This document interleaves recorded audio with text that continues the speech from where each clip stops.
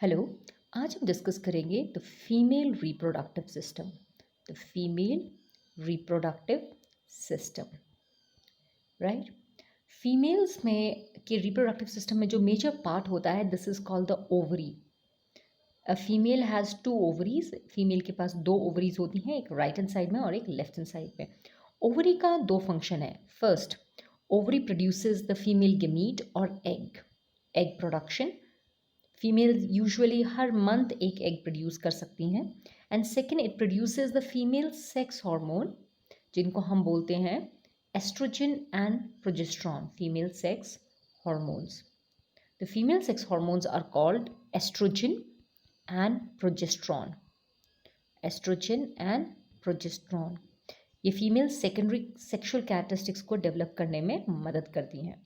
Now after the ovary, ovary के बाद आप ये देख रहे हैं कि यहाँ पर एक इस तरह का स्ट्रक्चर है, जो एक फनल लाइक स्ट्रक्चर है।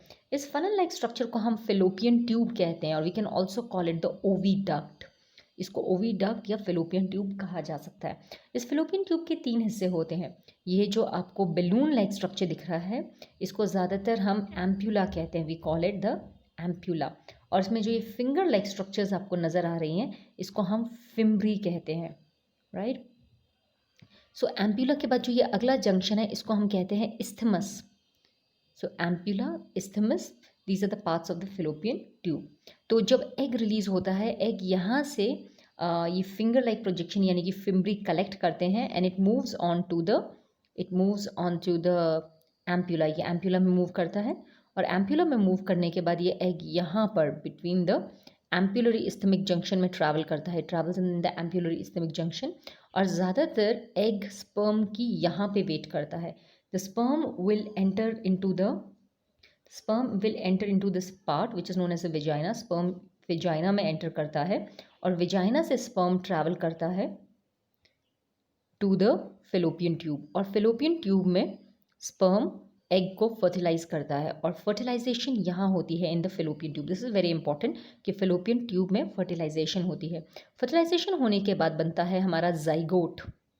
Zygote is made from the sperm and the egg, fusion of sperm and egg, and this zygote will travel from the fallopian tube in this structure जिसको हम कहते हैं यूट्रस। इसको हिंदी में बच्चादानी भी कहा जाता है और यूट्रस में बेबी की डेवलपमेंट भी होती है। आप ये देख सकते हैं कि this is the zygote. Zygote एक छोटा सा होल करके यूट्रस की वॉल के अंदर घुस जाता है और यहाँ से बाकी को कवर कर लेता है। तो the zygote will go inside and the baby will develop inside the uterine wall. वो बेबी यूट्राइन वॉल के अंदर डेवलप करता है, या तो left hand side uterus wall में या right hand side uterus wall में। तो बेबी कभी भी यूट्रस से नीचे नहीं गिर सकता because it is being protected by a muscular layer. So this structure is known as the uterus. Uterus के ऊपर वाले पार्ट को हम फंडस कहते हैं और नीचे वाले पार्ट को हम बॉडी कहते हैं। This part is known as the body of the uterus. Now uterus में तीन लाइनिंग होती है। जो बाहर की लाइनिंग होती है इसे हम कहते हैं पेरीमीट्रियम। पेरीमीट्रियम। जो बीच की लेयर होती है उसे हम कहते हैं मायोमीट्रियम।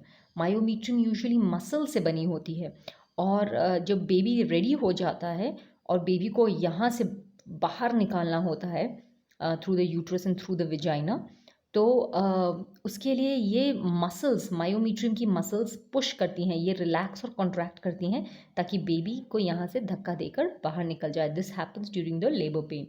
नाउ सबसे अंदर की जो पिंक कलर की लेयर है, this is known as the endometrium. This is very important.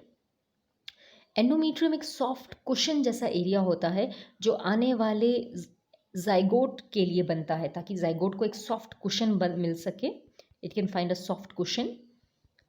और दूसरी चीज़, एंडोमीट्रियम की जो लाइनिंग होती है, it has a lot of blood vessels. इसमें बहुत सारे ब्लड वेसल्स हैं ताकि जो फीटस आ रहा है, जो जाइगोट आ रहा है, उसे फूड, ऑक्सीजन प्रोवाइड करवाया जा सके।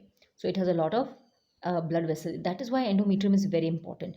तो जब भी हर मंथ जब ओवरी एक एग रिलीज़ करती है तो फीमेल सेक्स हार्मोन इस एंडोमीट्रियल की लाइनिंग को काफ़ी थिक करते हैं क्योंकि उन्हें लगेगा कि ये एग जो है वो जाइगोट फॉर्म करेगा।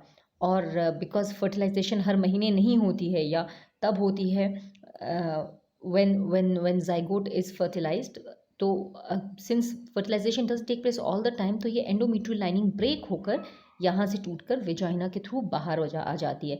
और इस एंडोमेट्रियल लाइनिंग के ब्रेकिंग ऑफ को हम मेंस्ट्रुएशन कहते हैं, we call it menstruation, right. Bleeding, इसको ब्लीडिंग भी कहा जाता है, जिसमें एंडोमेट्रियल लाइनिंग ब्रेक होकर बाहर निकलती है। इस ओपनिंग को हम सर्विक्स कहते हैं, यूट्रस की ओपनिंग को हम सर्विक्स कहते हैं, और ये जो ट्यूब लाइक स्ट्रक्चर है इसको हम वेजाइना कहते हैं।